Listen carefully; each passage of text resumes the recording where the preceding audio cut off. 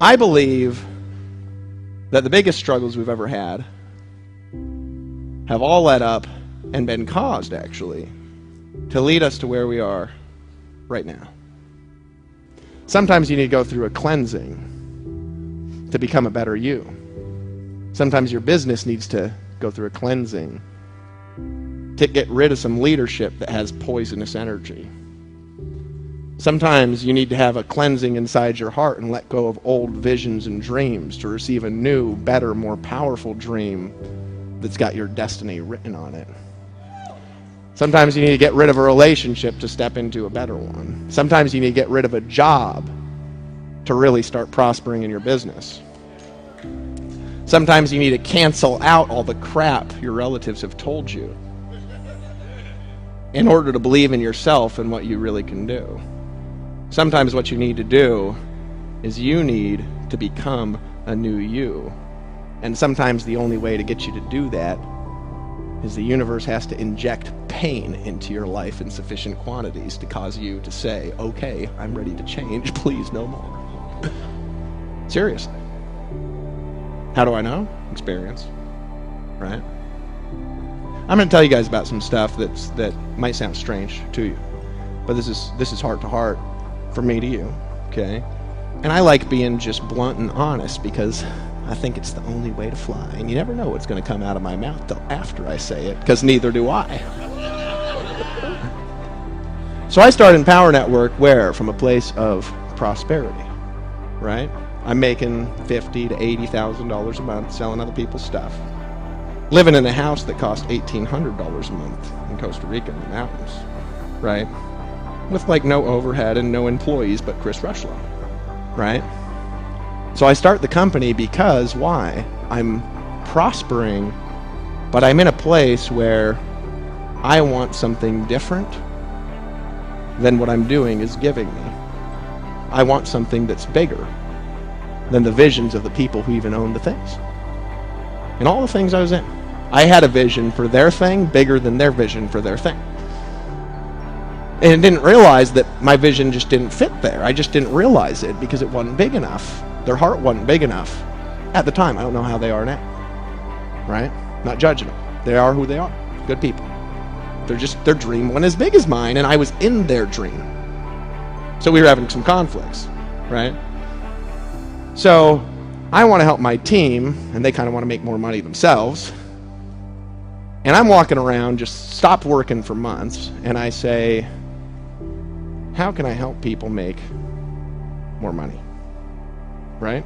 I want to help my team succeed. I want to create the richest team in network marketing. I want to pack rooms with 10 and 15,000 people. I want to create something that does hundreds of millions and billions of dollars in sales. I want to create millionaires, an incredible amount of millionaires, 100 of them a year. I want to see people prosper and be abundant and be able to live on the beaches of the world. I want to see people have spiritual transformations and personal breakthroughs and have their eyes be open to the possibilities that exist in the world, to be able to travel the world, to be able to go live in Bali, to be able to sink their toes into the hot sand on the beaches of the world whenever they choose. I want people to be able to live their passions.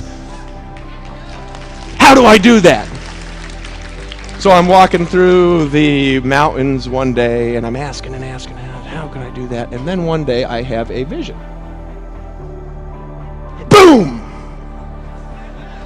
Walking through the mountains, boom! Vision. Right?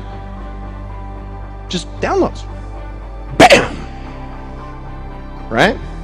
What do most people do when that happens? Ignore it.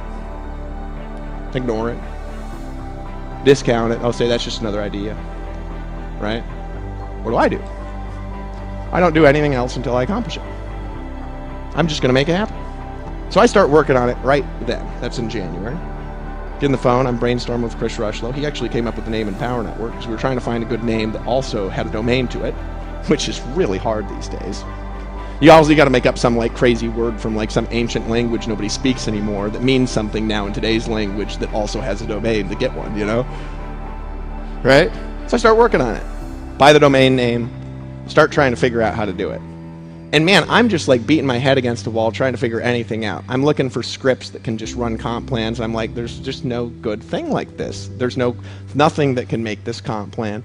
So there's something that made something kind of like it, and I bought that and it didn't work, and then I bought something else and it didn't work, and then I'm like trying to hire coders, and like I'm just like unbelievably dumb with the way I'm trying to hire employees because I don't know how to do it because I never had any. I mean, I was making $50,000 to $80,000 a month with no employees, you know, call that a dream. So then I start testing the ideas out because I'm like, well, I might as well try this stuff out, and they're all working. I learned some stuff, start making some money, start testing ideas, and here's what you do.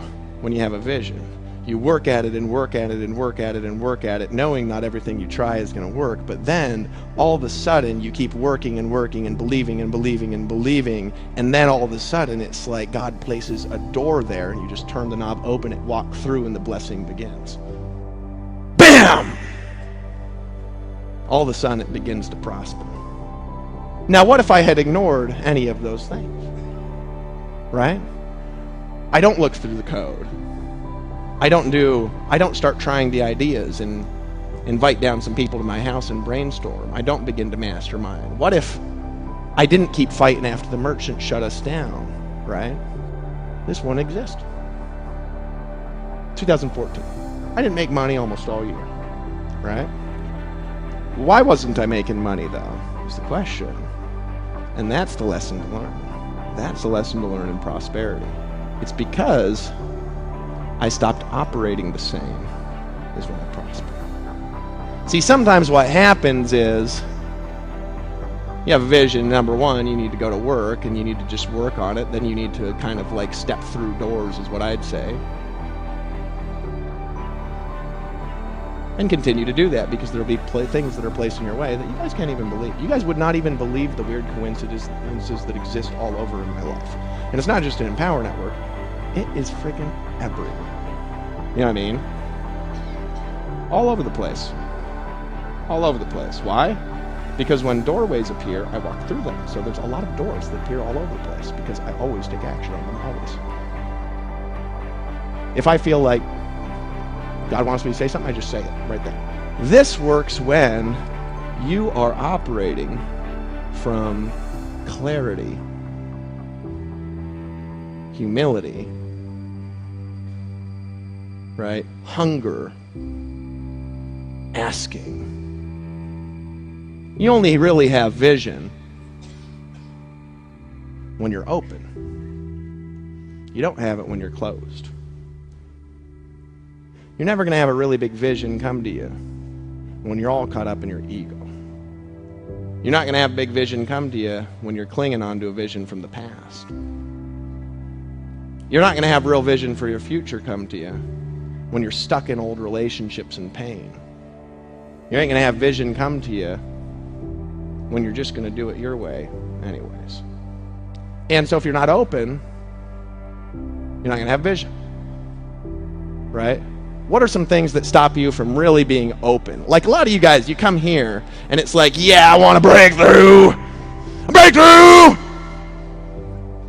You know? But you don't listen to anything. You ask one leader what to do and then they tell you, and then you just keep asking people what to do and then they tell you, and you don't listen to any of it anyway, and you do it your own way anyway, so why are you asking? You're just going to do it your way, which so far has not been working. You know what I mean? I mean, if your way's not working harder at it doesn't make it, it just makes it not work more than it was not working before. When I get all caught up in my ego, my way doesn't work either. Truthfully. Because I have to be in a state of openness, ready to receive, ready to listen to all feedback. And anytime I get out of that, nothing works. Which is what happened to me in 2014. Right? See, I ain't never going to look at somebody outside myself and put blame for something that's going on in my life.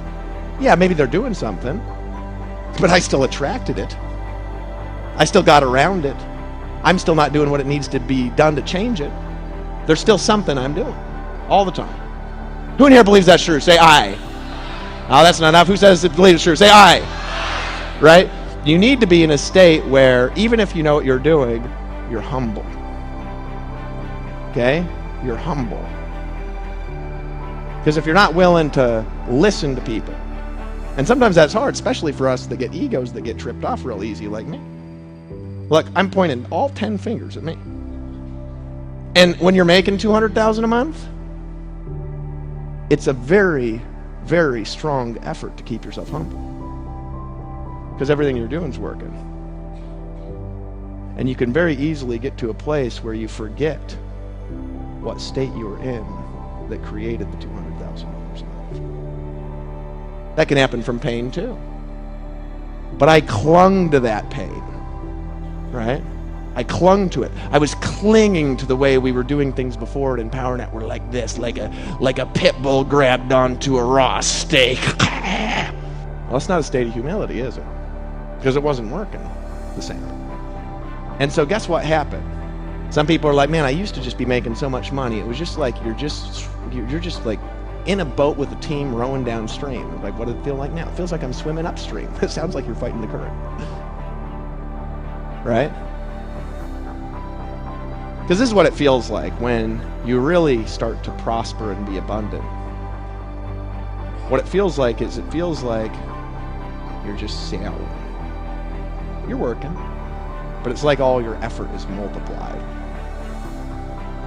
That's what it feels like. And if that's not what's happening, you're not in a state of prosper. You're not. So I actually had this weird phone call, and I just talked for 10 minutes and hung up the phone, right? I think is what it was. I was like, call him. I said, it feels like this and this and this. And I was like, oh. And then I hung up the phone, right? He's probably like, okay. What I realized is I realized that I wasn't prospering. And I just had to voice out loud what was going on in order to figure out that's what was going on. That's all I needed to do is voice it. And I was like, oh, I'm not prospering right now. I'm fighting everything. And I imagined the stream and myself turning and just swimming downstream rather than fighting. And I was like, gosh, that's easier. I need to change this up. So what I did was I said, how am I getting in my own way? How am I getting in my way? What am I clinging to? What am I holding on to? What pain is causing this? And I sat there for like days just thinking about that and then releasing it, forgiving people, letting go of old stuff. A lot of time. Because I was like, nothing is going to happen while I'm operating like this. I'm just going to keep operating in this frustration. This is not what happens. Yeah, I work hard no matter what, but like, this is not what happens when things are prospering for me. Now this is what happens, okay? I think through all the things I was doing when I was really prospering, right? What are some things I come up with right away? Giving. I'm always giving money away. I stopped doing it. I don't know why I stopped doing it. I just stopped doing it. Started doing it again, right? Immediately. I was like, okay, change that one up. Wrote a check for 10% of my income, sent it off to feed kids. Now I'm feeding, I think, like 4,000, 5,000 kids a week. Right? But it's not just giving money, it was giving them myself. Right? If you want to be abundant and receive, look at the leaders. Look at how giving they are with their teams. Look how giving Silvio is with his team. Right? Look how giving Kevin is. Look how giving Tracy is. Look how giving Aaron is, right? Look how giving all of the leaders are. See how much they're available, how much they give on their hangouts, how much of their knowledge they're willing to give if you just ask. Right? Think about how giving they are, and then think about how giving you are in your life. Probably a difference sometimes, right? Well, if you stop giving, if you stop doing the things that got you where you are, if you stop giving your knowledge away, it's like knowledge stops being given to you. The universe kind of works like that somehow, right? You got to give what you want back. You know, try receiving love without giving it. It works really well, doesn't it? You know? No, it doesn't work well. Not at all. You got to give what you want to receive. I stopped giving. The other thing I was doing is I was just holding on to all sorts of pain, right? Because this happens. You know what I mean? This happens. This happens to all of us. Right? I'm 34, and so I got 34 years of stuff that's happened, right? But I was holding on to all this pain from business and stuff. People quitting, right? So there was that, there was giving, there was pain, there was stuff I'm doing, right, that I'm not doing anymore. It's like, what aren't I doing anymore? Well, I wasn't getting on Hangouts, I wasn't getting on webinars. You know what I mean? I wasn't doing the stuff that I love to do. So it was like I was holding on to all this stuff, clinging to how it used to be, and that's the other thing I was doing, is I was clinging to old vision. Clinging to old vision. Now, I see people do this all the time. They're not even aware they're doing it. Somebody walks up to you, they're like, I'm going to make this happen. By the way, I was a successful lawyer for 30 years. You know what I mean? It's like, well, that's okay. We're not dogging the success. But you let go of that old stuff because that doesn't even matter here at all. A lot of women, a lot of men, right? They have the past love. What do? They're clinging to that, so angry. They're filling the space in their heart that's designed for love with pain, hatred, and anger. That's going to work. I'd never get a guy like that again. Never. You know what I mean? It's like, okay. I think that'll work out really well. I list off all this stuff, and I just sat there meditating about it, praying about it, and asking, what am I doing? What am I holding on to? What am I doing that's preventing me from being able to be blessed, right? It was time for something new. I go through this list, I let go of it all, I change it all, I make plans for all of it, the stuff that I need to do. The last thing I get on this list was the piece where everything started to move. And some new decisions needed to be made. Decisions to let go of things that need to be let go of, people that need to be let go of, even people that I like. Decisions to forgive all the people that quit, to not hold on to it, to not be angry at anyone. Right? Decisions to let go of clinging to the old way of doing things. And then I'm clear to say, what's next?